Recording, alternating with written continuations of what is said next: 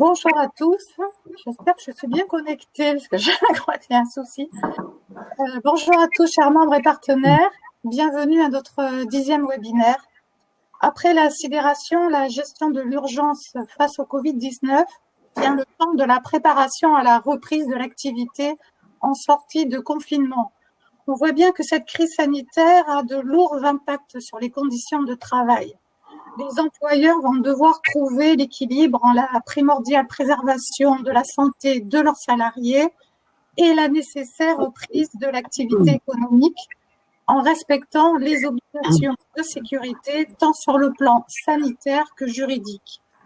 Face à ce dilemme contraignant et pour vous aider dans cette démarche de mise en conformité et répondre à vos interrogations, nous avons le plaisir de retrouver l'Ordre des avocats de Bordeaux qui sont toujours mobilisés à nos côtés et nous les remercions chaleureusement. Donc, en la personne de Catherine Lodou, Stanislas Laudet et Bertrand Lux. Donc, vous pouvez à tout moment poser vos questions par écrit et je laisse tout de suite la parole à nos avocats. Merci. Alors, chers toutes et chers tous, bonjour. Je suis ravi, au nom du barreau de Bordeaux, avec mes confrères Catherine Ledoux et Stanislas Laudet, d'essayer de répondre aux questions qui se posent par rapport à cette reprise d'activité normale, on va dire quasi normale à partir du 11 mai prochain. On parle d'un déconfinement, alors qu'on pourrait plutôt parler d'un confinement allégé au regard de ce qui a été précisé par le gouvernement. Mais Dieu merci, dans notre région, on est un département vert, donc normalement, les choses devraient être plus fluides. On doit donc se préparer soit à relancer les activités et l'économie nationale, et il va falloir que vous respectiez avec un certain pragmatisme et un réalisme les règles sanitaires barrières que l'on connaît maintenant depuis à peu près 2 mois. Parce qu'il faut préserver bien évidemment votre santé d'employeur, de créateur de richesse et la santé de vos équipes, de vos salariés, mais aussi de vos partenaires commerciaux et de vos clients. Il va falloir faire preuve d'ingéniosité parce que on voit pragmatisme et ingéniosité parce qu'on voit que le gouvernement tâtonne. D'aucuns diront que ça a été fait un peu à la va-vite et qu'on n'a pas encore toutes les règles et les principes de tracé. En tout cas, quoi qu'il en soit, hier, le ministère de la Santé, du Travail, le ministère du Travail et de la Sécurité, pour la sécurité des salariés, a sorti un plan national de déconfinement sur lequel on vous propose ce matin de revenir. Alors, quand Édouard Philippe, le Premier ministre, annonce le 28 avril qu'il va y avoir un déconfinement a priori pour le 11 mai, mais ça sera confirmé là ce jeudi 7 mai. Il dit qu'il va falloir que le principe de précaution absolue va présider à ce déconfinement avec le maintien des gestes barrières, la mise en place de process protecteurs, mais je ne sais pas dans l'auditoire sur la soixantaine d'entreprises qui regardent ce matin, si certains ont déjà eu un plan de continuité d'activité, un PCA.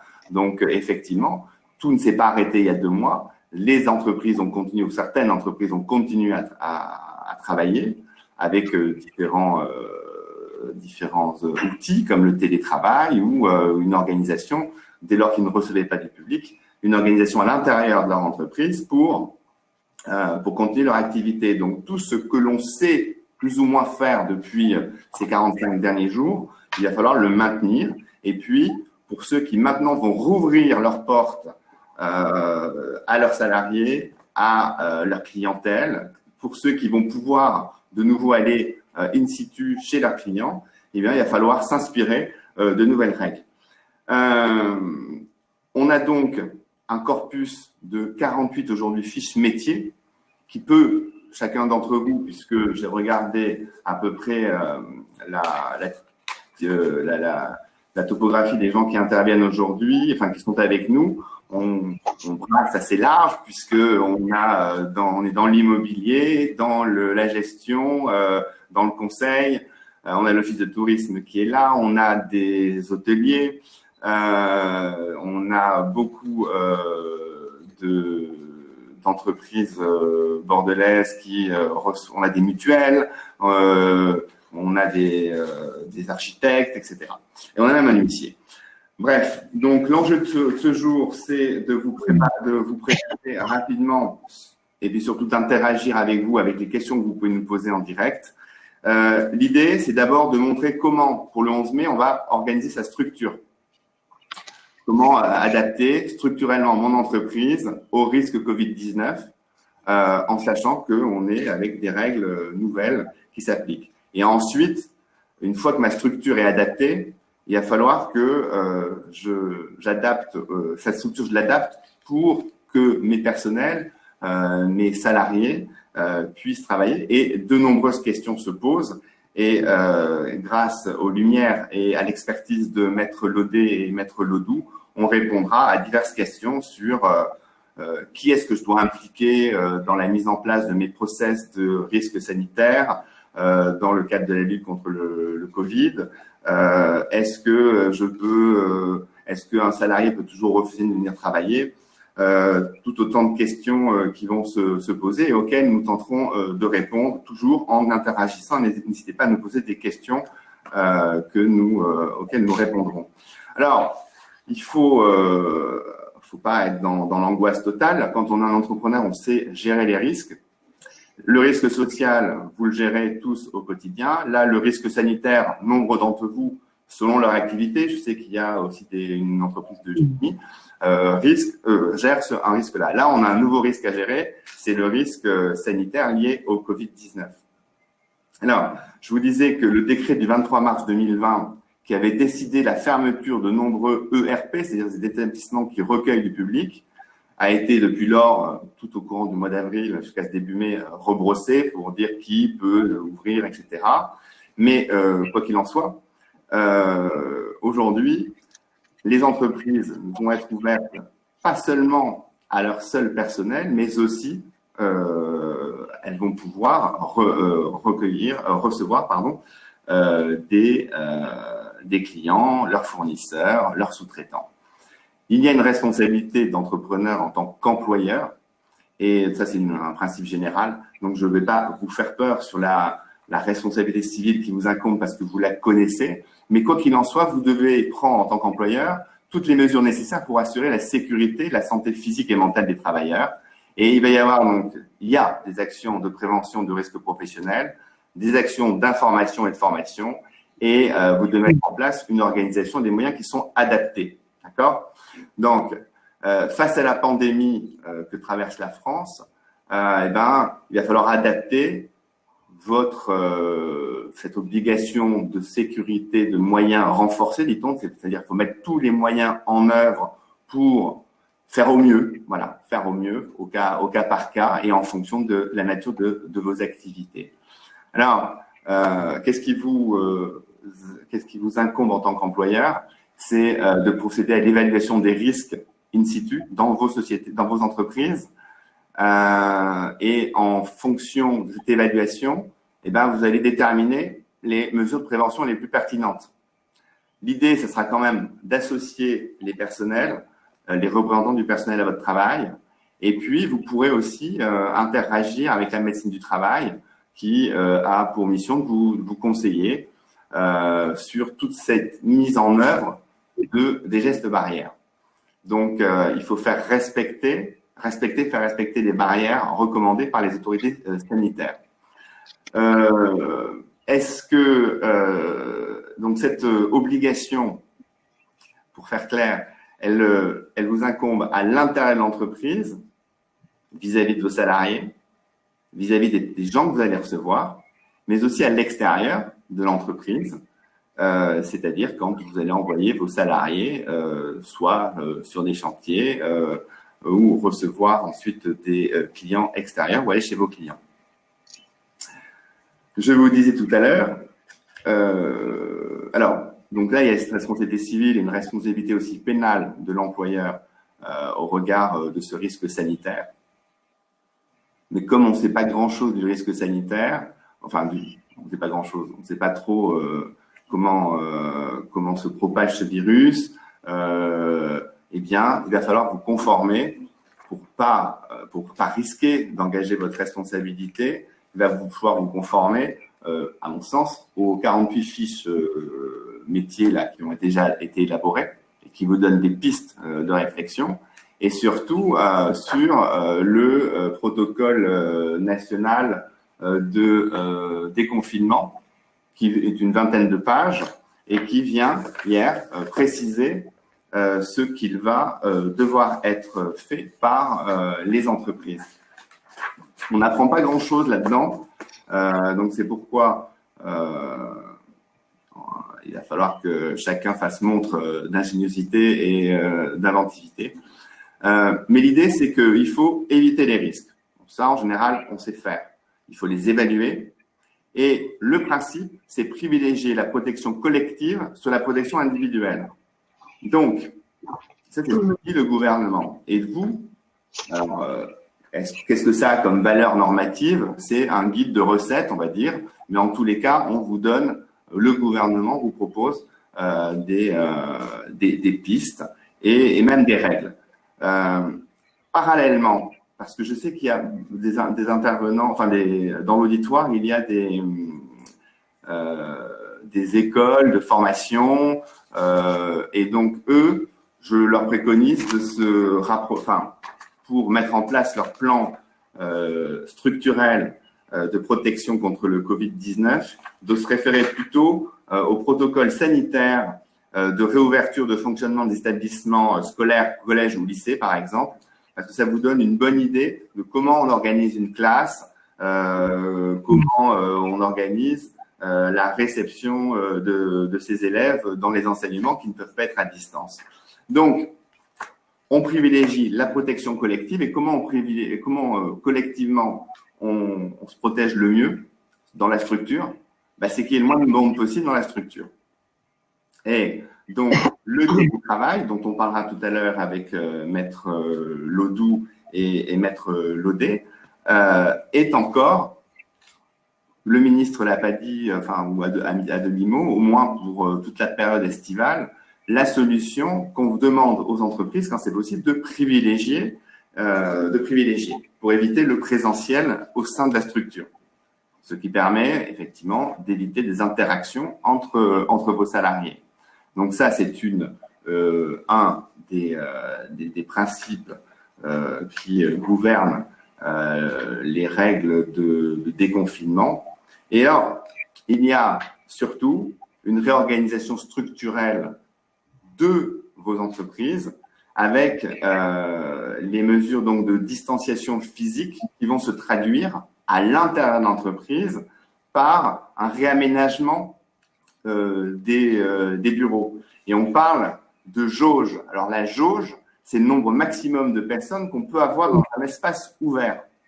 Donc effectivement, si on veut une distanciation parce qu'on estime qu'il y a une propagation du virus et un risque sanitaire de propagation entre mes salariés, mais il faut que je les distancie. Donc on va voir combien il y a de personnes dans un lieu. On a décidé, le gouvernement nous dit qu'il faut qu'il y ait 1 mètre autour de moi, entre moi et par exemple mon collègue qui travaillerait à côté.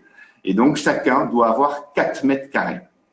C'est 4 mètres carrés par personne sur une surface résiduelle. Donc ça veut dire que, c'est quoi une surface résiduelle? C'est que je prends mon bureau où j'ai 5 personnes qui travaillent, il y a des étagères, il y a des meubles de rangement. Eh bien, la surface résiduelle, c'est vous calculez la surface au sol en loi Carrez, vous enlevez les mètres carrés qui sont occupés par du mobilier, et il vous reste cette surface résiduelle. Et vous la divisez par 4, par les 4 mètres carrés. Et vous voyez combien de personnes peuvent travailler les uns à côté des autres dans une distanciation qui est correcte et sans du coup l'obligation de porter un masque ou quoi que ce soit. Donc là, c'est adapter la configuration des lieux, mais ce n'est pas sans conséquence. C'est pour ça qu'on y reviendra tout à l'heure, parce que le gouvernement prend comme exemple, par exemple, un open space de 700 mètres carrés. C'est beaucoup, 700 mètres carrés. Et dans lequel il y aurait 50 bureaux de 2 mètres carrés chacun. Une fois Donc 50 bureaux, ça veut dire qu'il y a 50 collaborateurs qui travaillent. Une fois qu'on a procédé aux règles de 3 au calcul, j'enlève mes meubles qui prennent de la place, etc. J'ai ma surface résiduelle. Et bien sur ce cas d'open space de 700 mètres carrés, il y a plus 50 personnes qui peuvent travailler, mais normalement juste 33. Donc, ça change la donne. Et sur ces 33 personnes, pour adapter un petit peu les choses, on va dire qu'on reste à 25. Donc, vous divisez par 2 le nombre de personnes qui peuvent travailler in situ dans votre entreprise une fois que vous avez réorganisé les choses. Donc, ça veut dire que il va falloir séquencer les process, puisque tout le monde ne pourra pas être là en même temps. Il va falloir limiter et éviter aussi les croisements des salariés. Et donc, une des solutions, comme une des valeurs cardinales, c'est le télétravail. Il va falloir que vous jongliez et que vous échelonniez la présence des salariés au sein de vos structures. Il y a une question importante, il y a aussi dans l'organisation pour vos salariés sur les plans de travail, il y a les open flex. L'open flex, c'est je travaille, j'ai pas un bureau déterminé, je travaille sur telle ou telle table. Là, on vous demande de cesser cette pratique d'open flex et de vraiment attribuer à chaque salarié un bureau qui respecterait et qui respectera les règles de distanciation. Alors, quand la distanciation n'est pas possible, parce que je ne pense pas qu'il y ait beaucoup d'entreprises qui puissent avoir des couloirs qui fassent 4 mètres de large et qui permettent de respecter la distanciation qui est imposée par le ministère du Travail. Eh bien, à ce moment-là, on porte le masque. Mais ces EPI, ces équipements de protection individuelle, restent la deuxième solution. C'est pas celle qui est privilégiée, comme les gants, c'est pareil. Les gants pour les salariés, ce n'est pas une mesure qui est recommandée par les autorités sanitaires parce qu'elles sont porteuses de germes et qu'il faut savoir les utiliser. Une chose est certaine, c'est qu'en tant qu'employeur, une fois que vous aurez, donc là, il va falloir restructurer un poste d'accueil. Alors, vous regarderez sur le site du ministère après on pourra revenir dans les détails, hein, je vois qu'il y a déjà quelques questions. Vous regarderez les différentes fiches métiers qui vous ont donné déjà des idées, par exemple des hygiaphones en plexiglas qui doivent être désinfectés régulièrement. On doit évidemment toujours avoir ces gestes barrières, se laver les mains, aérer les lieux de travail. Alors voilà, j'ai l'impression d'enfoncer des portes ouvertes en disant tout cela parce qu'effectivement on est dans un flou réglementaire. C'est même pas un règlement, c'est un protocole de déconfinement. Ce sont des conseils qui vous sont donnés par le ministère du Travail. Et puis il vous faudra toujours, dans cette obligation que vous avez vis-à-vis de vos salariés et aussi du personnel, des gens que vous recevez, c'est informer. Vous devez informer les gens. Comment je mets un masque, comment je me lève les mains. Donc, il y a toute une placardisation à réaliser au sein de vos entreprises et au-delà, une matérialisation des flux des personnes avec des fléchages au sol. Si possible, une seule entrée avec une autre sortie. Enfin, tout autant de règles de bon sens. Alors, de bon sens, je sais pas. Il y a une philosophe qui hier parlait de l'hystérie de hygiéniste. Est-ce qu'on est dans une hystérie hygiéniste? Peut-être. Mais en tout cas, si on veut continuer à travailler, à produire des richesses, on est obligé de se conformer aux règles qui nous sont imposées par le gouvernement ou proposées par le gouvernement pour éviter d'engager notre responsabilité d'employeur, tant civilement vis-à-vis à la fois de mes salariés et de mes clients ou de mes fournisseurs qui viennent. Parce que si je fais rien, si je les protège pas, j'engage ma responsabilité. Encore que dans la loi hier qui a été proposée, il y a un projet de loi sur l'urgence sanitaire où on subodore une sorte de dépénalisation de toute faute non intentionnels dans le cadre de la propagation du virus, ben ça, à mon avis, c'est plutôt pour protéger les politiques ou se protéger entre eux. En revanche, vous et nous, employeurs que nous sommes, nous devons nous conformer et mettre tous les moyens en œuvre en fonction de notre activité, eh bien, pour protéger ou éviter la propagation de ce virus. Une chose, puisque là, notre auditoire est constitué de jolies et de belles entreprises locales, mais les très gros groupes, il y a la semaine dernière, avaient annoncé que, quoi qu'il en soit, ils allaient procéder à des tests de dépistage sur l'ensemble de leurs salariés. Alors là aussi, on n'est pas dans la structure, mais en tout cas, on est vis-à-vis de nos salariés. Le ministère dit que cela n'est pas possible. Le cas échéant, on peut prendre la température en entrant. Sachez, en entrant à l'intérieur de vos entreprises, sachez que, par exemple, les professeurs, eux, auront l'obligation tous les matins de prendre leur température, comme les parents d'élèves de prendre la température de leur enfant. Et si on est à au-dessus de 37,8, de ne pas aller enseigner ou de ne pas envoyer ses enfants à l'école. Donc, des procédures de prise de température peuvent être envisagées, si vous le souhaitez, toujours en respectant évidemment la personne du salarié.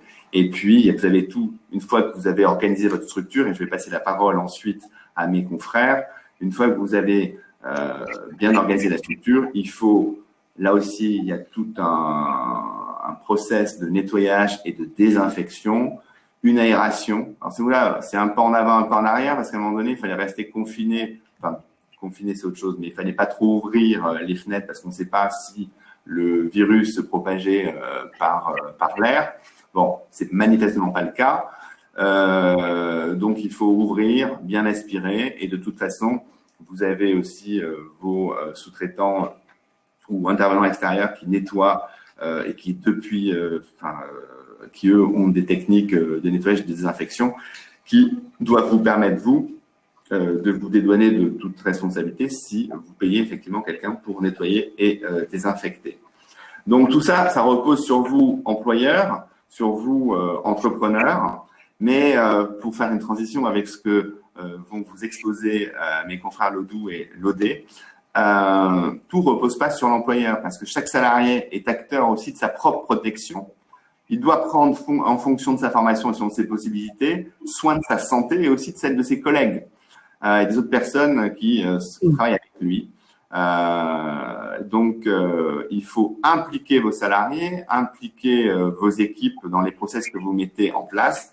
Et puis finalement, c'est toujours ce problème il y a la communication externe pour votre pub, etc. Mais il y a cette communication interne qui, à mon avis, est primordiale. C'est associer vos équipes au process que vous mettez en place dans la lutte contre le risque sanitaire. Je regarde en même temps les questions pratiques qu'il pourrait y avoir sur cette organisation structurelle. Il n'y en a pas parce que les questions commencent à fuser sur les problématiques qui vont être exposées par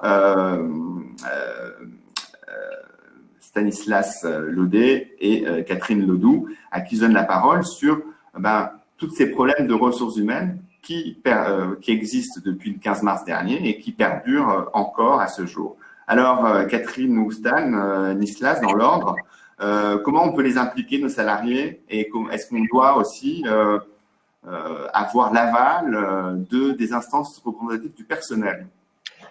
Alors oui, bonjour à tous. Bertrand Lux vous a parlé de la façon d'organiser la structure pour la préparer à ce déconfinement qui est imminent. Et moi, je me propose de vous parler de la façon donc de gérer les ressources humaines et plus particulièrement dans un premier temps d'associer véritablement le comité social économique, le CSE, à cette reprise. Juste avant de traiter ce point, rassurer les personnes qui nous ont fait l'amitié de nous poser des questions. Nous avons une question de Pierre sur le télétravail à laquelle je me propose de répondre dans un second temps, puisque je vais traiter ce point, Pierre, dans un second temps, le télétravail, donc je répondrai à votre question. Et nous avions une question de Christelle sur la possibilité d'un salarié de reprendre son poste, mais il me semble que ce sera Catherine Lodou qui pourra y répondre dans sa partie. Pour les autres questions, donc, nous les traiterons au fur et à mesure de nos interventions. Alors, un point très important, et je voudrais partir avec vous de ce qui est arrivé à Amazon. Vous savez tous, vous avez suivi l'actualité, que Amazon a été condamné une première fois par le tribunal judiciaire de Versailles et une seconde fois en cour d'appel. Pourquoi? Pour non seulement ne pas avoir respecté ses obligations en matière de santé et de sécurité, obligations qui vous a été rappelées par Bertrand Lux, mais aussi, point important sur lequel je vais m'arrêter, Amazon a été condamné parce qu'il n'a pas respecté son obligation d'associer les représentants du personnel, et notamment le comité social et économique, à la prise de décision en matière sanitaire. Et donc, ça, c'est véritablement un point important. Pour les entreprises qui avaient l'habitude, avant le Covid, de fonctionner en bonne intelligence avec le CSE, il va falloir continuer grandement dans ce chemin-là. Pour les entreprises qui avaient un rapport un petit peu plus conflictuel avec leur CSE, il va falloir véritablement changer de logiciel et passer dans une logique de partenariat avec cet acteur clé, c'est pas moi qui le dis, c'est le gouvernement, cet acteur clé de la lutte contre le Covid-19. Alors, une question peut-être qui revient souvent sur le CSE, est-ce que les entreprises sont tenues de faire valider, de faire approuver par le CSE les différentes mesures que ces entreprises vont être amenées à prendre pour lutter contre l'épidémie? Alors, la réponse est évidemment positive. J'irai même encore plus loin. Il ne s'agit pas seulement de faire valider par le CSE, il s'agit véritablement de consulter en amont le CSE sur toutes les mesures que vous allez prendre. En amont même de la prise de décision, à partir du moment où vous, chef d'entreprise, vous allez mettre en œuvre les mesures qui sont préconisées par le gouvernement dans le protocole de déconfinement, il vous faut solliciter en amont les instructions représentatives du personnel.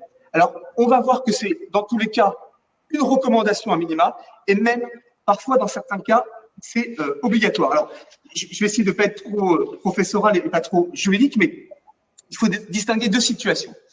Vous savez que depuis le 1er janvier 2020, toutes les entreprises d'au moins 11 salariés doivent être dotées d'un comité social et économique. Donc, vraiment, le seuil, c'est 11 salariés. Certainement que je vous apprends rien en vous disant ça. Pour les entreprises qui n'ont pas de CSE, je vous donnerai tout à l'heure des petites recettes comment court-circuiter, malheureusement, l'absence de représentants du personnel quand vous n'avez pas mis en œuvre cette obligation. Pour les entreprises qui ont un CSE, il faut distinguer là aussi deux hypothèses, selon que vous avez moins de 50 salariés ou au moins 50 salariés. Pour les entreprises qui ont moins de 50 salariés, donc qui ont un CSE, l'obligation de consultation et d'information du comité d'entreprise, elle est générale, nous dit le Code du travail. À chaque fois que vous devez soumettre à vos salariés, que vous devez prendre une mesure concernant, nous dit le Code du travail, de la promotion de la santé, de la sécurité et l'amélioration des conditions de travail, il vous faut consulter en amont et à minima informer le comité social et économique. Donc ça, c'est dans les entreprises de moins de 50 salariés. Et justement, Stanislas, on a une question de Corinne qui a 28 salariés, mais elle n'a pas de CSE encore. Alors, qu'est-ce qu'elle fait? Est-ce qu'elle doit initier sa mise en place pour ne pas risquer un contentieux lié au Covid? C'est une très bonne question, Corinne. Malheureusement, j'y reviendrai tout à l'heure, vous ne pouvez pas en ce moment initier pendant l'état d'urgence sanitaire la mise en place du comité social et économique pour la simple et bonne raison que le gouvernement, par décret, a suspendu tous les processus électoraux en cours et empêche les entreprises qui n'ont pas encore commencé leur processus électoral de le commencer. Alors, si vous êtes dans le cas, je crois le comprendre, de l'entreprise qui devait, au 1er janvier 2020, mettre en place un CSE, mais qui n'avait pas encore commencé, vous devrez commencer à la fin de l'état d'urgence sanitaire. Alors, à l'heure où je vous parle, juridiquement dans les textes, la fin de l'urgence sanitaire, c'est au 24 mai. Mais on parle déjà de le prolonger jusqu'au 24 juillet, sauf erreur de ma part. Mais le texte n'a pas encore été adopté. Donc, Corinne, ce que vous devez faire, c'est que dès que l'état d'urgence sanitaire sera levé, donc au 24 mai ou au 24 juillet s'il est prolongé, ou autre date, il faut suivre l'actualité, vous devrez effectivement commencer le premier acte préparatoire à la mise en place du CSE, c'est-à-dire informer le personnel que vous allez organiser des élections et inviter les organisations syndicales représentatives à négocier un protocole d'accord préélectoral. Mais pour l'instant, pour vous rassurer, et pas seulement pour vous rassurer, mais parce que c'est le droit applicable, vous ne pouvez pas mettre en place le CSE actuellement pendant l'état d'urgence sanitaire, mais de toute façon, il n'y aura pas de sanction. Le gouvernement s'y est engagé, et je dirais même plus loin, il ne peut pas y avoir de procédure de pénitence de l'inspection du travail ou de constat de délit d'entrave, puisque le ministère du Travail avait précisé avant l'épidémie qu'il fallait une mise en demeure préalable d'avoir à instituer un CSE pour les sanctions. Donc, en un mot, je vais essayer d'être synthétique, attendez la fin de l'état d'urgence sanitaire et dès que c'est fini, vous avez un délai de 3 mois pour commencer à mettre en place l'élection du CSE. Alors, n'hésitez pas si vous avez d'autres questions sur le CSE. Bertrand, je compte sur toi pour me… Donc voilà, donc du coup, Corinne est contente, elle dit que c'est très clair. Mais moi aussi, je trouve que c'est très clair. Merci Stanislas. Mais quand du coup, il n'y a pas de CSE, l'employeur, pouvoir de gestion, de direction, il fait ce qu'il veut ou pas? Quand il n'y a pas de CSE, là aussi, il faut faire preuve de créativité. Et même si le CSE, comme je vous l'ai dit, est un interlocuteur privilégié de la mise en place des mesures sanitaires, eh bien, s'il n'y a pas de CSE, tout simplement, il vous manque l'intermédiaire pour communiquer avec vos salariés. Eh bien, si vous n'avez pas l'intermédiaire, comment on fait pour communiquer avec ses salariés? Eh bien, on communique directement avec le salarié. J'ai envie de dire, par hypothèse, si vous n'avez pas de CSE, c'est que normalement, vous avez moins de 11 salariés. Et on a vu tout à l'heure, et je ne suis pas naïf, que… Ah, ça bug. Ah, vous m'entendez plus? Si, vous m'entendez? Ouais, c'est bon. Tu peux reprendre. Redis la dernière phrase peut-être. Est-ce que vous m'entendez là? Ouais. Oui. Non, on l'a perdu. Oui. Ah. Bon, il va revenir, il va se régénérer. Moi là, ça me permet juste de… J'ai vu qu'il y avait une question de Catherine. Ah, bon voilà. Vous m'entendez ou pas? Voilà, c'est bon. Oui. Oui, j'ai un problème de connexion, excusez-moi, toutes les 10 minutes. Donc, je ne sais pas à quel endroit ça a coupé. Tu disais qu'il fallait, quand on était… S'il n'y a pas de CSE, normalement, on est en dessous de 11 personnes. Donc, pour la communication interne, ça ne va pas être très compliqué d'impliquer les salariés, je suppose. Alors, excusez-moi pour le problème de connexion. Quand vous n'avez pas de CSE, tout simplement, eh bien, vous communiquez, vous utilisez les deux modes de communication à privilégier dans ces conditions-là. Soit vous envoyez un mail à la totalité des salariés pour les informer en amont des mesures que vous allez prendre touchant l'organisation du travail, les changements d'horaire, toutes les mesures qui vont concerner la sécurité. Donc, le mail, et aussi, ça c'est pour les personnes qui sont en télétravail, le mail, et pour les personnes qui sont sur place, qui sont in situ, l'affichage. Donc, c'est pas parce qu'il n'y a pas de CSE que vous ne pouvez pas associer les salariés directement à la mise en place des processus décisionnels s'agissant de vos obligations sanitaires. On vous reprochera, vous l'avez compris, on vous reprochera jamais, enfin, en tout cas pendant cette situation, cette période de crise sanitaire, on vous reprochera pas de ne pas avoir mis en place le CSE. On vous reprochera juste d'avoir invoqué l'absence de CSE pour ne pas avoir associé vos salariés. Donc, en un mot, l'absence de CSE n'est pas un prétexte pour ne pas informer les salariés. Il faut soit interagir avec le CSE, soit directement avec les salariés. Donc, voilà ces deux questions sur le CSE. Vous l'avez compris, donc le CSE, partenaire indispensable de la mise en place de toutes les mesures concernant la sécurité. S'il nous reste un petit peu de temps, j'y reviendrai, mais je vois que le temps avant… Alors, sinon, moi j'avais une question, enfin, il y a Catherine qui nous pose une question, bon, qui nous dit qu'en plus du protocole de déconfinement, c'est vrai que je ne l'ai pas dit, se trouvent pour l'employeur des textes réglementaires en la matière de sécurité et santé au travail. Évidemment que toutes vos obligations de sécurité vis-à-vis de vos salariés, selon le domaine d'action ou enfin vos domaines d'activité perdurent. Et effectivement, elle nous dit dans le DU, et donc ça me permet de faire la relation, le lien. Elle me dit est-ce que on doit faire un plan d'intervention pour la protection des salariés, donc dans le document uniforme ou unifié, je sais plus. Est-ce qu'on doit faire une annexe risque biologique? Ça, c'est la première question, ce qui va permettre à Stanislas Laudet de nous parler de cette rédaction ou mise à jour du DE. Enfin, je sais plus si c'est Stanislas ou Catherine qui en parle. Et ensuite, on a un huissier de justice qui me dit, mais est-ce que vous allez évoquer la possibilité de constater la mise en place de ces mesures par huissier de justice? Merci. Alors, est-ce que le DE fait en soi, ou est-ce que pour me protéger de tout recours, toute responsabilité qui serait susceptible d'être engagée, je fais venir un huissier pour constater que j'ai mon marquage au sol, mes hygiaphones en plexi, etc. C'est vrai que l'huissier, c'est la preuve parfaite. Hein, c'est le seul acte qui fait quoi jusqu'à inscription de cause. La grande preuve. Ouais. C'est la preuve parfaite. Non, mais si Kelly, effectivement, on peut dire à nos employeurs que c'est une possibilité que de venir faire constater par un huissier qui n'ont pas beaucoup travaillé ces 45 derniers jours et qui peuvent venir faire des constats. Mais bon, Stanislas Laudet va nous parler plutôt du DE. Pour répondre à Catherine sur sa question pertinente sur le document unique, notamment, et son contenu. Alors, bon, je vous ai parlé du CSE tout à l'heure, je vous ai dit que c'était un acteur indispensable pour la mise en place de la lutte contre le Covid. Le document unique d'évaluation des risques, là aussi, c'est un document clé, c'est un point crucial et en matière de sécurité sanitaire, et notamment, ça cristallise le contentieux. Je vais revenir à Amazon. Amazon aussi a été condamné parce que le document unique d'évaluation des risques n'était pas mis à jour régulièrement et surtout n'intégrait pas non seulement donc les situations à risque et également les mesures que proposait l'employeur pour y remédier. Donc, sur votre question, Catherine, qui est la suivante, en plus du protocole de déconfinement se trouve pour l'employeur les textes réglementaires, donc ça Bertrand l'a redit. Est-ce que vous devez intégrer dans ce DU une annexe risque biologique? Alors, moi, je vais vous répondre évidemment oui, parce que, encore une fois, tout ce qui donne lieu à potentiellement des situations à risque doit figurer dans le document unique. Je rappelle que ce document, donc, non seulement doit exister, sous peine d'une contravention de la 5e classe, ça peut quand même aller jusqu'à 1 500 €. Donc, ne serait-ce que du point de vue pénal, ça vaut le coup de respecter cette obligation. Donc, non seulement vous devez avoir un document unique d'évaluation des risques, mais en plus, vous, employeur, vous êtes censé le mettre à jour le plus régulièrement possible, à minima toutes les semaines. On est en période de crise sanitaire. Vous avez vu, toutes les 48 heures, il y a des nouvelles mesures qui sont prises.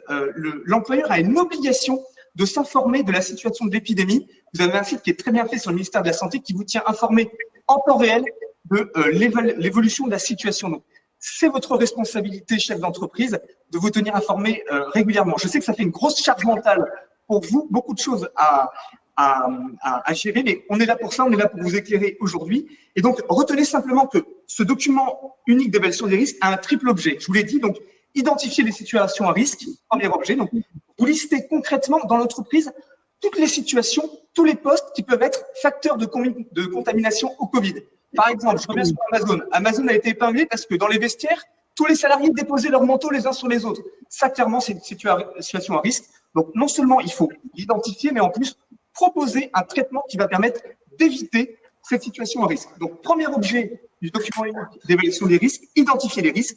Deuxième objet, une fois que vous les avez identifiés, vous devez anticiper la manière dont vous allez pouvoir les prévenir, les supprimer. Et on y reviendra tout à l'heure, c'est le télétravail notamment, qui est encore une fois l'alpha et l'oméga de ce confinement et de ce déconfinement à venir.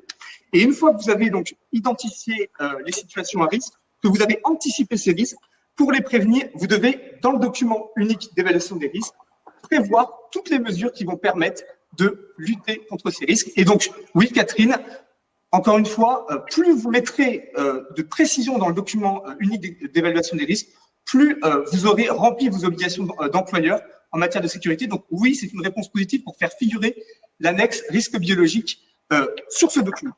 Donc voilà les 3 points. S'il n'y a pas d'autres questions sur le CSE.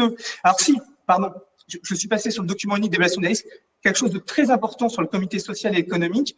Vous allez me dire, non mais comment est-ce qu'on fait en cette période de confinement actuellement et plus tard de déconfinement pour convoquer le CSE alors que la liberté de circulation est réduite? Alors là, jusqu'au 11 mai, la question se pose quasiment pas puisque, peut-être que vous le savez pas, le gouvernement a mis en œuvre des possibilités de visioconférence ou d'audioconférence. Donc visioconférence, réunion du CSE comme on est en train de le faire, là, donc par les applications habituelles, Zoom, Skype. Donc vous pouvez donc convoquer le CSE donc soit par visioconférence, soit par audioconférence, donc conférence téléphonique sans image. Là aussi, pas de difficulté. Et si vous ne pouvez pas mettre en place ces deux moyens de communication, visioconférence d'une part ou audioconférence, reste la solution subsidiaire de la messagerie instantanée, WhatsApp, Telegram. Vous pouvez même aujourd'hui convoquer et faire tenir les réunions CSE par WhatsApp. Donc, pas d'excuses, malheureusement, pas d'excuses pour dire « j'ai pas pu réunir mon CSE ». Tout est fait aujourd'hui pour assouplir ces modalités de sollicitation des représentants du personnel. Et j'ajoute, et je terminerai là-dessus, pardon d'être trop long, le législateur a même facilité les délais dans lesquels le CSE devait se prononcer. Avant, le CSE avait 1 mois pour se prononcer en matière de sécurité. Là, le délai a été raccourci à 8 jours. Donc, si vous sollicitez votre CSE pour une question de sécurité dans une matière où vous devez avoir un avis favorable, obligatoire, j'y reviendrai tout à l'heure, c'est sur par exemple le chômage partiel, individualisé, il faut que vous ayez un avis conforme du CSE, sinon ça fonctionne pas. Donc, si vous sollicitez le CSE et que vous attendez un avis conforme, eh bien, le CSE aura 8 jours pour se prononcer, ce qui permet considérablement de faciliter la prise et d'accélérer la prise de décision. Donc, voilà pour le CSE, voilà pour le document unique d'évaluation des risques. Je laisse la parole maintenant à Catherine Ledoux, qui va vous parler justement, qui va pouvoir répondre à une question qui vous a été posée sur ce qui se passe quand un salarié refuse de prendre son poste de travail. Bonjour à tous. Effectivement, alors j'ai des petites précisions à apporter. Tout d'abord, l'état d'urgence sera prolongé jusqu'au 24 juillet. Premièrement. Deuxièmement, la première phase de déconfinement, comme vous le savez, est fixée au 11 mai. La deuxième phase est fixée au 2 juin. Il se trouve que dans ce laps de temps, donc entre le 11 mai jusqu'au 2 juin, en fait, il est préconisé et la préférence serait effectivement de poursuivre le télétravail. Alors, ce télétravail, vous l'avez soit déjà mis en place, ou soit vous allez le mettre en place, et il va impliquer effectivement plusieurs mises en place effectivement de réglementation. Alors, le télétravail passe également aussi par l'évaluation des risques.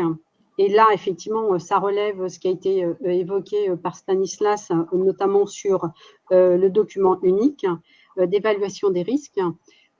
Accessoirement, il faut prévoir aussi, ça n'a pas été évoqué pour l'instant, mais sur la note de service qui pourrait être la jonction effectivement du règlement intérieur et donc qui serait un document qui reprendra effectivement tout ce qui relève des préconisations d'ordre sanitaire, effectivement. Donc, qui ferait office également de support et d'information des salariés parce que ça passe effectivement par l'information. Et également, on doit également former les salariés sur les mesures qui vont être prises. Alors, ces mesures, l'objet, effectivement, les mesures à prendre en vue de cette poste de confinement du 11 mai, doit envisager effectivement de nombreuses demandes. Alors, effectivement, Bertrand a énoncé de nombreuses mesures à cet égard. Et il faut savoir effectivement qu'il faut envisager, et c'est par anticipation qu'il faut informer les salariés sur le sujet, et j'y reviendrai pour répondre à la question sur le planning, le refus du planning. On peut envisager effectivement des horaires décalés pour justement juguler le trop-plein de flux de circulation en fait. Ça veut dire quoi concrètement? Ça veut dire il y a idéalement il y a du bon sens, mais il y a aussi le souci d'avoir une bonne communication entre vous, chef d'entreprise, et l'équipe, dans la mesure du possible, bien entendu. Vous gardez votre pouvoir de direction, mais néanmoins, ça veut dire concertation ou discussion, notamment sur les horaires décalés. Je m'explique. Certaines personnes, par rapport effectivement à leurs contraintes, soit familiales ou également par rapport aux tâches à réaliser, peut-être qu'il est possible d'envisager soit 2 jours pour telle personne, 3 jours pour une autre. Et donc ça, c'est de la modulation à organiser en termes de planning. Par ailleurs, il convient effectivement toujours dans le cadre du télétravail, et ça a été largement évoqué par Bertrand, sur l'espace en fait à préserver sur ces fameux 4 mètres carrés. Et à cet égard, il y aura une question sur laquelle tu pourras répondre après, Bertrand, si tu veux. Toujours dans le cadre des plannings et de l'aménagement du temps de travail, il faut prévoir des horaires de pause. Pourquoi? Ça voudrait dire d'éviter en fait d'avoir un flux de personnes concentrées autour soit d'une salle ou soit autour d'une machine à café, et en fait pour éviter de prendre des risques et ne pas respecter effectivement cette distance physique. Ça va impliquer aussi la reprise, un nettoyage accru des locaux. Donc là, je ne sais pas ce que vous avez envisagé de part et d'autre sur ce nettoyage, soit par des prestataires extérieurs ou soit demander à chacun des salariés de nettoyer son espace. Ça va effectivement, il faut préciser que l'utilisation des masques sera effectivement facultative, excepté si le problème de la distance physique ne peut pas être respecté, bien entendu.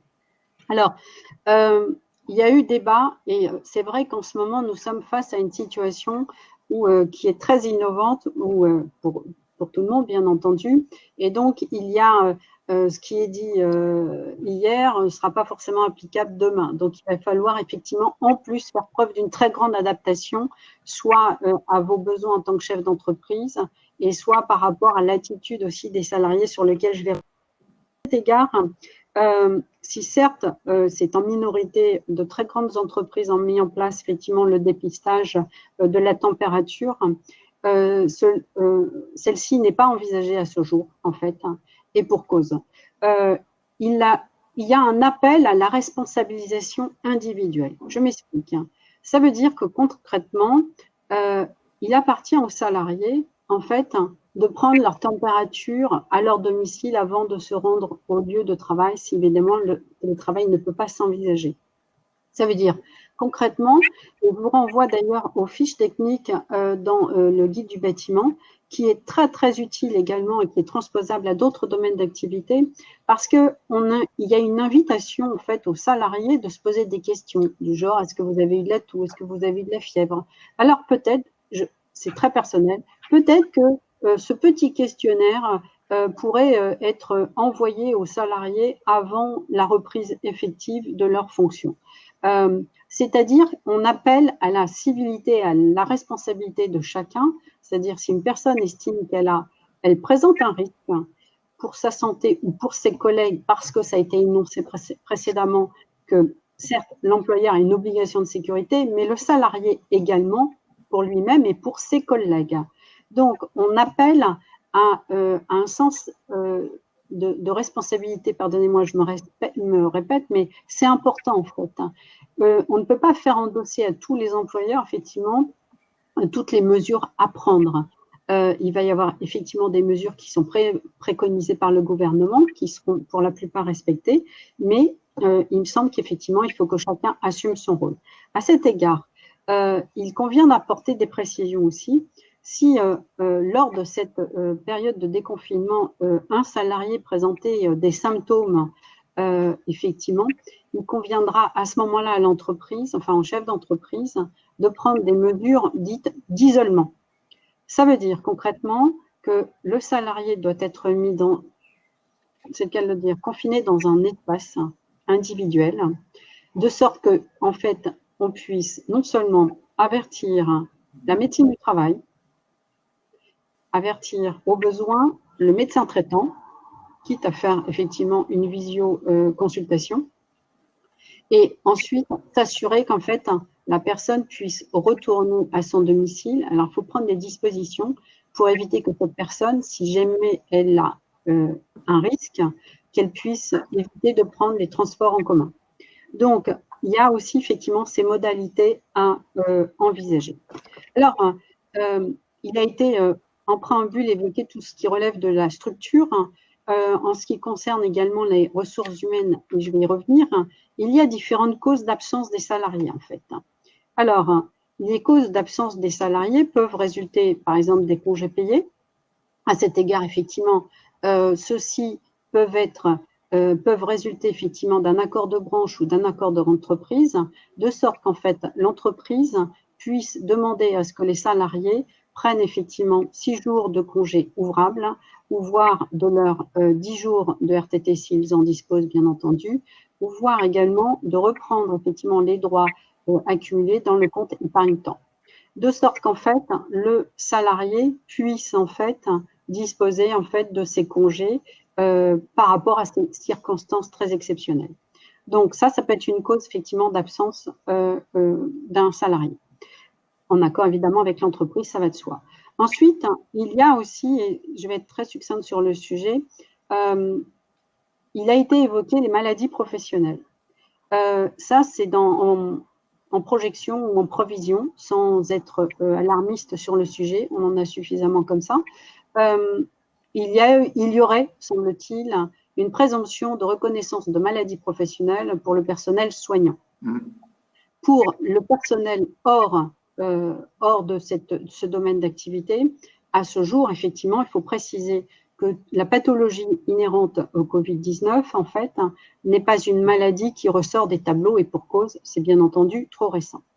La maladie professionnelle pourrait s'envisager, effectivement, et ça appartiendra à l'employeur, au salarié, de démontrer qu'en fait, il y a une cause unique, effectivement, liée à son domaine professionnel.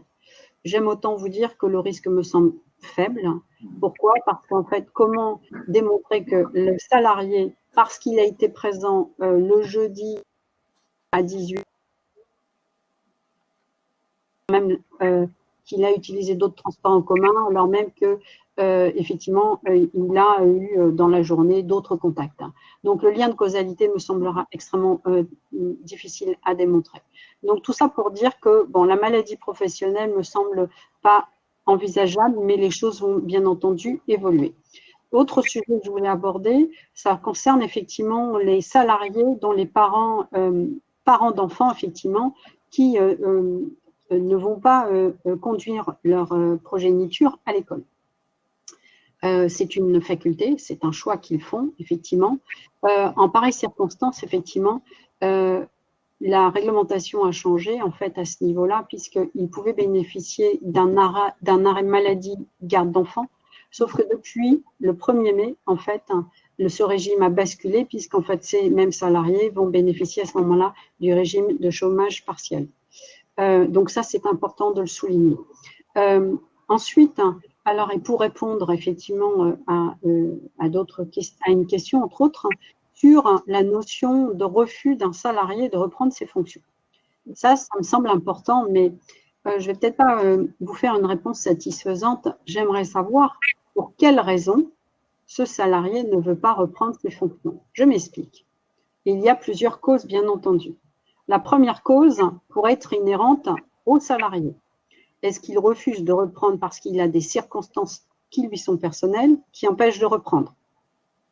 Donc, auquel cas, il y a plusieurs cas de figure. Soit, effectivement, il est un sujet à risque, soit il est avec une personne à risque, ou soit parce qu'il a un enfant qu'il ne souhaite pas déposer à l'école. Donc, il y a plein de considérations, effectivement, qui sont inhérentes à ce refus.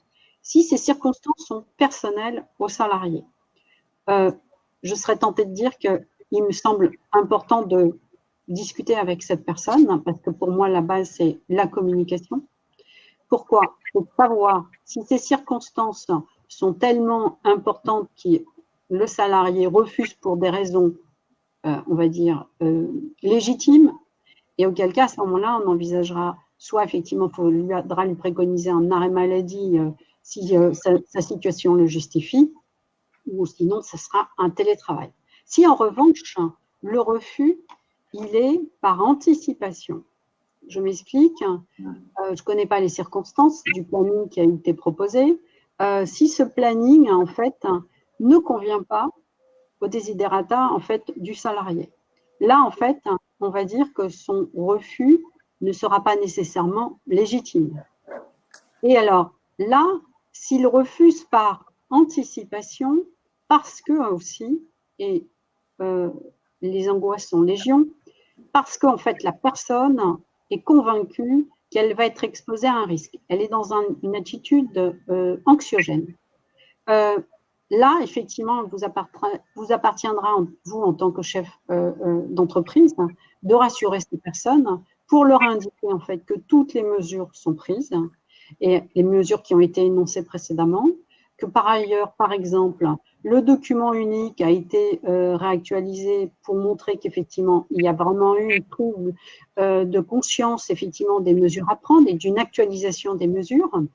Et donc, rassurer cette personne qu'elle n'encourra pas de risque particulier. Ensuite, il pourrait y avoir un refus qui serait consécutif sur des considérations de déplacement. Admettons, je ne sais pas, si la personne habite à plus de 100 km effectivement du siège social. Ce refus ne serait pas justifié, ne serait pas fondé, puisqu'effectivement, elle pourrait bénéficier en fait effectivement d'une autorisation comme quoi elle peut se déplacer même si son kilométrage est supérieur à 100 km. Donc tout ça pour dire qu'en fait, tout dépend aussi des circonstances ou des causes de ce refus.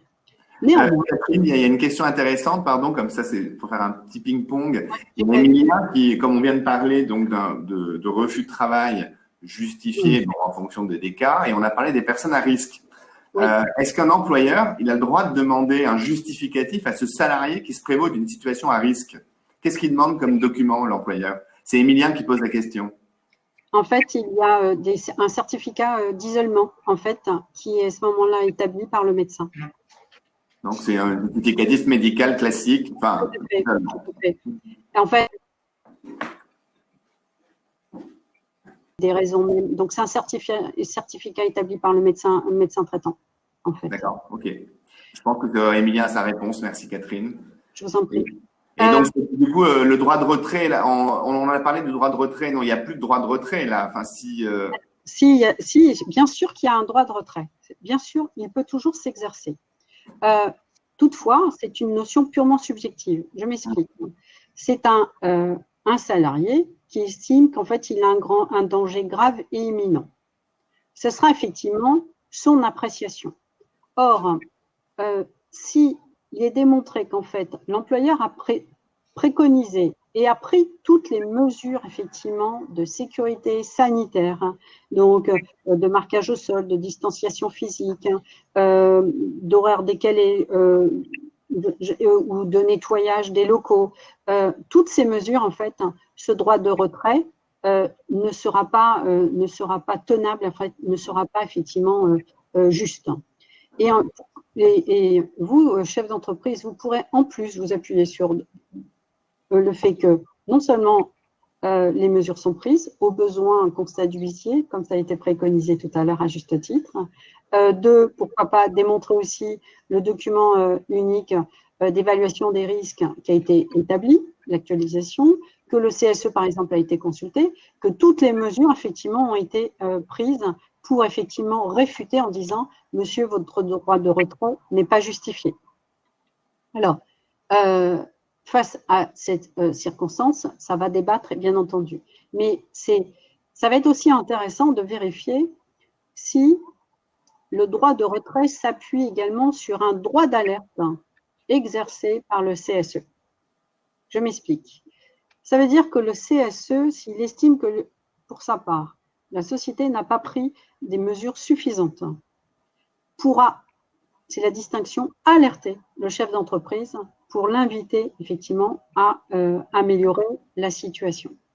Et donc, auquel cas, si évidemment il y a droit d'alerte et droit de retrait, et parce que l'entreprise n'a pris aucune mesure ou des mesures insuffisantes, là, effectivement, le droit de retrait pourrait peut-être être légitime dans ces circonstances très particulières, mais je ne l'envisage pas, et pour cause, puisque comme vous nous écoutez et que vous êtes des chefs d'entreprise, acteurs et actifs, donc je suis convaincue que vous allez prendre les bonnes mesures pour éviter effectivement l'exercice d'un droit de retrait. J'ai deux petites précisions encore à préciser en matière de sanctions. Oui, en effet, si on veut sanctionner un salarié au cours de cette période particulière, la question est de savoir si on peut rompre, par exemple, une période d'essai. Alors, je vous invite à éviter de rompre la période d'essai. Pourquoi en pareille circonstance? Parce que la période d'essai est censée être une période pour évaluer en fait les compétences de la personne. Or, si les personnes, l'ensemble du personnel est en chômage partiel, vous ne serez pas à même effectivement d'évaluer les compétences de cette personne. Donc, je vous invite plutôt effectivement à considérer, à ne pas mettre un terme à la période d'essai en ces circonstances, sauf si vous avez eu un temps suffisant avant le confinement pour évaluer, bien entendu, les compétences ou non requises de cette personne. Et enfin, sur la rupture conventionnelle, il y a eu débat. Et donc, je suis heureuse de vous annoncer que les délais en fait d'instruction de la directe en fait ne sont plus suspendus. Et donc, tout ce qui relève des ruptures conventionnelles vont pouvoir reprendre effectivement leur process, puisqu'il y a eu débat à un moment donné si la directe devait suspendre les délais d'homologation ou non. Donc là maintenant, logiquement, tout doit rentrer dans l'ordre et suivre le process habituel. Et enfin, petite précision aussi, mais peut-être qu'on y reviendra par la suite, si le temps est suffisant. Post-confinement, sera-t-il possible d'envisager un licenciement économique? Alors, cet aspect-là, en fait, sera soit évoqué par la suite, mais je peux d'ores et déjà dire que le licenciement économique pourra être envisagé si effectivement on répond aux dispositions légales sur difficultés économiques, mais malheureusement pour bon nombre d'entreprises ce sera le cas. Toutefois, il faudra effectivement vérifier si l'entreprise a tout mis en œuvre, chômage partiel, si elle a mis en œuvre une aide de près de l'État, si elle a mis tout en œuvre en fait pour éviter effectivement cette solution de licenciement économique. Mais je serais tentée de dire que là, ça mériterait encore débat ou alors attendre la deuxième phase de déconfinement du 2 juin. Merci. Et je vous rends la parole. Merci. Et donc là, est-ce qu'on a des questions? Alors, des questions très précises sur le décès. Est-ce qu'on doit la décaler en totalité à compter du 16 mars? Est-ce que contractuellement, effectivement, ce délai est suspendu depuis le 16 mars 2020 et va être prorogé d'autant après le déconfinement? C'est une question de Corinne. Est-ce que je dois décaler en totalité ma période d'essai? On peut vous répondre. Alors, non, normalement, Catherine, si tu m'y autorises, tout dépend en fait de l'activité partielle que vous avez choisie. Si c'est une activité partielle avec fermeture d'entreprise, donc activité chômage partiel à 100%, par définition, la période d'essai est suspendue à 100%, donc le compte à rebours s'arrête totalement. En revanche, si c'est une activité partielle avec juste une baisse de la durée du travail, on devrait pouvoir considérer que la durée de travail effective accomplie par le salarié, même si elle est inférieure à la durée habituelle, se décompte de la période d'essai. Ça, c'est le raisonnement qu'on devra avoir. Je crois que le ministère du Travail n'est absolument pas dans cette logique, puisque sur les recherches que j'ai pu faire, il a été décidé de manière très claire que les périodes d'essai étaient suspendues pendant les périodes de chômage partiel. Donc, je pense qu'il ne faut pas se poser la question et suspendre la période d'essai, mais qui, encore une fois, s'apprécie en temps de travail effectif. Voilà, j'espère avoir été clair, Corinne, sur votre question. Et donc, du coup, on a dit que c'était la distanciation sociale et surtout éviter le présentiel dans l'entreprise. Et donc, j'aimerais que Stanislas Laudet nous fasse un petit check-up ou un point sur le télétravail. Est-ce que c'est pérennisé? Quels sont les risques éventuels? La mise en œuvre? Et on avait une question à ce sujet de Pierre qui nous demandait, on a fait une charte sur le télétravail et dans une grosse entreprise. Et sommes-nous tenus de signer un accord d'entreprise télétravail avec le CSE ou est-ce que cette charte suffit? Voilà, tous ces genres de questions par rapport à, effectivement, moi, ce que je crois à partir du 11 mai, en privilégier le télétravail, continuer à le privilégier quand c'est possible et en le pérennisant. Donc, toutes les questions qui en découlent, Maître Laudet va nous éclairer. Oui, Pierre. Alors, là, la réponse va être très simple sur le télétravail, que ça soit maintenant, donc pendant le confinement, ou après le déconfinement, après le 11 mai, la situation ne va pas changer. Le télétravail doit être mis en place de la manière la plus simple possible. Donc, pour répondre à votre question, si vous avez une charte qui est rédigée sur le sujet, c'est très bien. Il n'y a pas besoin de plus. Il n'y a pas besoin d'accord collectif, d'accord d'entreprise, quoi que ce soit. Et j'ai même envie d'être plus clair. Vous n'aviez même pas besoin de charte. Si vous en avez une, c'est très bien. Aujourd'hui, la règle, elle est très simple et elle résulte du Code du travail. Le télétravail peut être mis en place de manière obligatoire lorsqu'il est rendu nécessaire par des circonstances exceptionnelles. Et le Code du travail vise très clairement le risque d'épidémie. Donc, on est en plein dedans. Donc, si vous devez retenir une seule chose de ce webinaire sur le télétravail, il y a zéro formalité en amont, aucune, pour mettre en place le télétravail. Simplement une formalité de bon sens, c'est de prévenir le salarié qu'on est en télétravail. Mais pas de délai de prévenance, pas de formalisme. Il faut être cohérent. Il faut que le gouvernement soit cohérent. Et pour le coup, là, il l'est sur ce point-là. Puisqu'il nous encourage au maximum à privilégier le télétravail, il ne pouvait pas, d'une main, nous dire « allez-y, soyez à fond télétravail » et de l'autre, nous mettre des bâtons dans les roues, des bâtons procéduraux pour mettre en place cette procédure. Donc, le télétravail, aujourd'hui, n'importe qui peut le mettre en place. Et c'est d'ailleurs l'un des grands acquis, si on devait garder quelque chose de positif de cette c'est que oui, aujourd'hui, on peut télétravailler. Alors, c'est sûr, ça n'a pas le même charme, c'est pas aussi sexy, mais ça fait partie malheureusement des procédures pour se protéger. Donc, vous l'avez compris, pendant le confinement, le télétravail a privilégié au maximum, mais aussi après le déconfinement, il faut aussi le privilégier au moins pendant 3 semaines, nous dit le gouvernement, mais on peut gager que ça va devoir se pérenniser parce que voilà, ça permet encore une fois, même si c'est compliqué à mettre en œuvre en pratique, puisque vous avez peut-être des enfants, vous avez peut-être pas comment dire, la tranquillité nécessaire chez vous, mais c'est indispensable, c'est quand même la mesure numéro 1 pour éviter la propagation du Covid. Et le gouvernement a été très clair là-dessus, ça permet de limiter la saturation dans les transports. C'est ça en ligne de mire qu'il y a dans le télétravail, c'est éviter que au 11 mai, tout le monde reprenne les moyens de transport collectifs et s'infecte mutuellement dans les moyens de transport. Donc, retenez que pas de formalisme particulier pour le télétravail. Et sur le régime du télétravail, il y a des questions qui ont pu être posées ici et là. Alors, je ne sais pas si on a là-dessus, mais on m'a posé… Là, il y a une question intéressante qu'on avait évoquée lors de la préparation de ce webinaire, c'est que il est en télétravail, donc il travaille pour mon entreprise. Comment je fais? C'est ce que demande Catherine, pour vérifier les équipements, la faisabilité. Surtout, moi, en tant qu'employeur, il n'y a pas que le risque. Là, sur le coup, je le protège du risque sanitaire. Il ne va pas avoir le Covid en étant en contact des autres de ses collègues. Mais sur les risques TMS, les risques psychosociaux, comment ça marche? Alors, très bonne question. On va revenir à ce que je disais tout à l'heure sur le CSE. Vous devez demander aux représentants du personnel, alors, si vous en avez, justement, que eux prennent contact avec les salariés en télétravail pour voir si tout se passe bien du point de vue donc risques psychosociaux, si tout se passe bien du point de vue équipement. Donc, si vous avez une institution représentative du personnel, vous passez par elle. S'il n'y en a pas, c'est à vous, employeur, d'être proactif. Et j'ai envie de dire, c'est même l'humanité de base, mais ça rejoint les obligations juridiques. C'est à vous, employeur, d'être proactif et de prendre, ça va paraître naïf, mais des nouvelles de votre salarié. Est-ce que matériellement et psychologiquement, tu es en mesure de faire du télétravail? S'il vous dit que c'est pas possible, et après avoir bien étudié les risques d'une reprise in situ, physiquement, vous êtes dans l'obligation, malheureusement, je viens de dire malheureusement, de le faire gagner son poste de travail physiquement si le salarié vous dit que ce n'est pas possible pour lui de télétravailler. N'oubliez pas, le télétravail, c'est quelque chose qui est préconisé. C'est pas obligatoire, c'est que si c'est possible.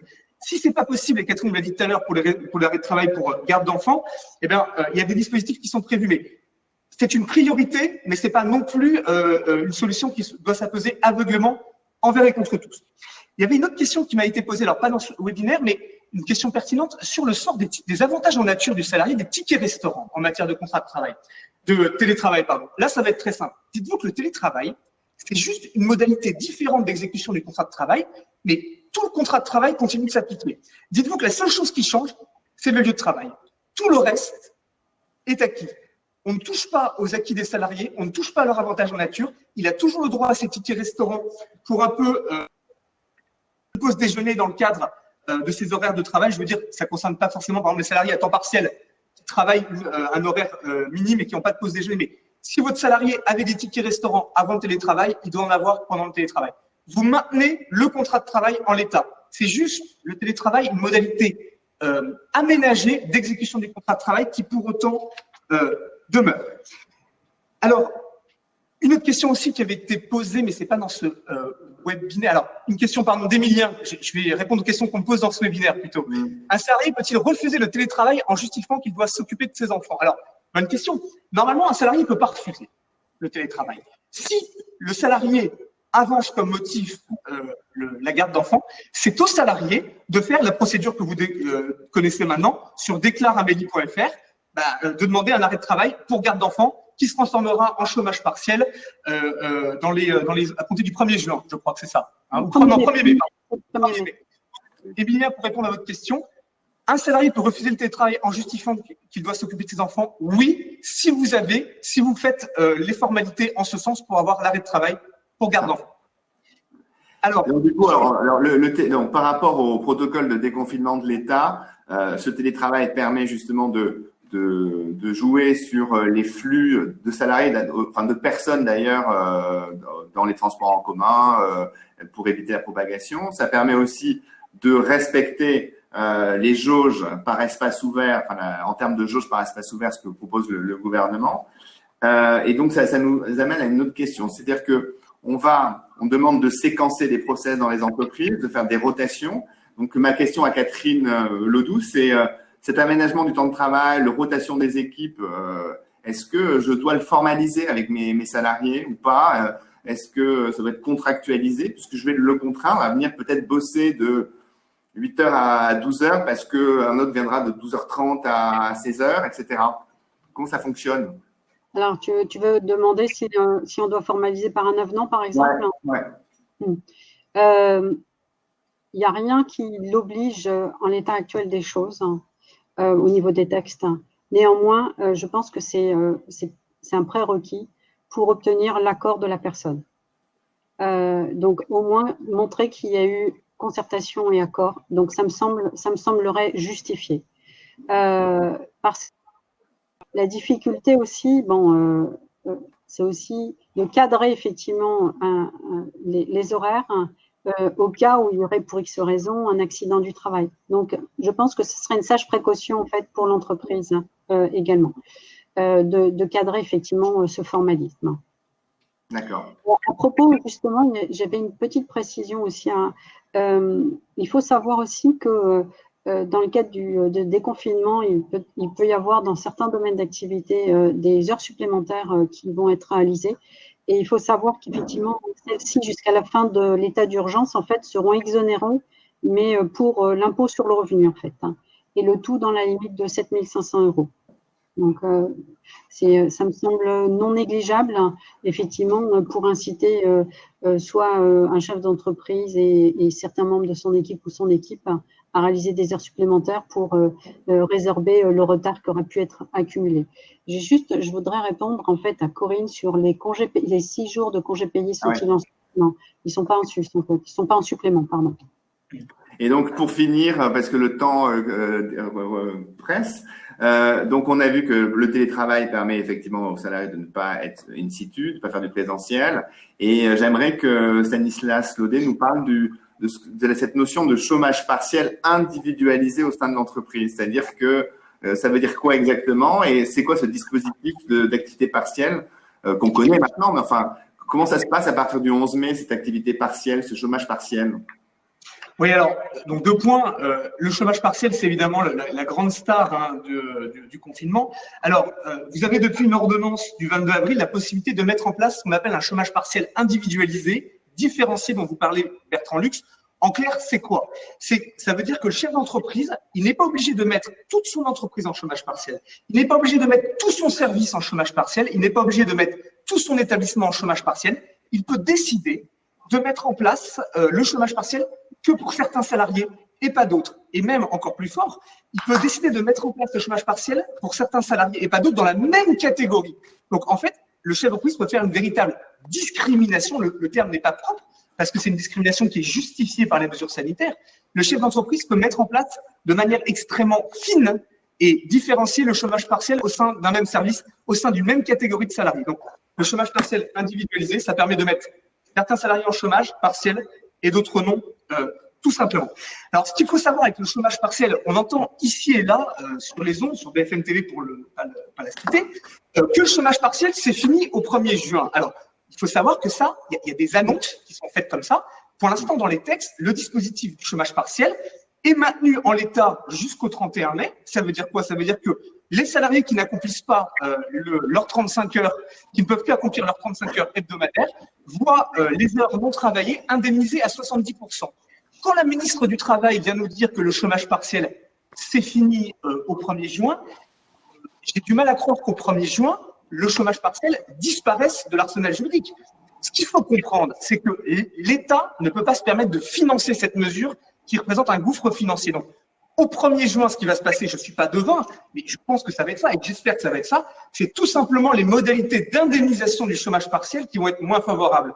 On va passer d'une indemnisation, par exemple, de 70% des heures chômées à 50%, comme pour l'arrêt maladie, par exemple. Et c'est d'ailleurs pour ça, pour répondre à une question qui vous a été posée, que le régime des salariés en arrêt maladie a été calé sur le chômage partiel. Donc, le 1er juin, mais ce que je le dis, c'est à prendre avec des pincettes, il faut être prudent, mais le 1er juin, ça ne sera pas la fin pure et simple du chômage partiel. Simplement, l'État va essayer de rendre le dispositif moins attractif, et baisser l'indemnité pour que ménager les finances publiques. Mais encore une fois, ayez recours à ce dispositif déjà pendant tout le mois de mai. Je vous rappelle très brièvement que vous avez un mois pour déclarer, pour faire votre demande d'autorisation de chômage partiel. A posteriori, vous n'êtes pas obligé de la faire a priori. Et vous avez 2 mois pour communiquer à l'inspection du travail l'avis du CSE qui vous permet de recourir à ce chômage partiel. S'il n'y a pas de CSE, pas de panique. La ministre du Travail a été très claire. ça n'empêchera pas d'accepter les demandes de chômage partiel, surtout que si vous n'avez pas de réponse de l'inspection du travail sous 48 heures, cela vaut acceptation implicite. Bon, bah, écoutez, merci beaucoup. Je pense qu'il y a encore beaucoup de questions qui seraient posées. Je sens que vous avez encore beaucoup de choses à dire, à expliquer et de conseils. Et c'est bien dans cette optique-là que nous avons imaginé avec nos amis de French Tech et donc la présence de Michael Lozano que beaucoup connaissent avec nous aujourd'hui. C'est pour vous annoncer un prochain webinaire que nous vous organisons encore et toujours avec vous et avec French Tech. Donc, Michael, si tu veux en dire un peu plus. Oui, absolument. Effectivement, on a abordé beaucoup de sujets et on aura l'occasion d'y revenir, peut-être d'approfondir certains points sur les espaces de travail, sur le volet sanitaire, les droits et les devoirs finalement de chacun. Essayer de bâtir un véritable guide du déconfinement finalement lors d'un webinaire qui aura lieu donc ce jeudi 7 mai à 16h en coproduction donc avec French Tech Bordeaux et Invest in Bordeaux et puis avec nos amis donc nos amis avocats et l'Institut du droit social. Donc rendez-vous jeudi 7 mai à 16h pour ce nouveau webinaire. Vous aurez la possibilité, comme cette fois-ci, de poser également vos questions en amont et en direct. On ouvre les inscriptions cet après-midi sur le site de French Tech Bordeaux. Donc, vous trouverez l'annonce dans notre rubrique agenda. Et puis, vous pourrez bien sûr y accéder aussi via nos réseaux sociaux si vous le souhaitez. Voilà, on va ouvrir les inscriptions d'ici 14 heures, de manière à ce qu'on puisse prolonger les échanges. Donc, je vous invite à vous inscrire pour pouvoir peut-être poser des questions complémentaires et puis aborder d'autres sujets avec nos invités communs. Voilà, merci Marie-Laure. Merci. Merci à vous. Tous. Une fois, merci de votre disponibilité et donc à très vite, à jeudi, à nouveau sur les réseaux sociaux et sur vos petits écrans. À bientôt. À bientôt. Au revoir. Au revoir. Merci, au revoir.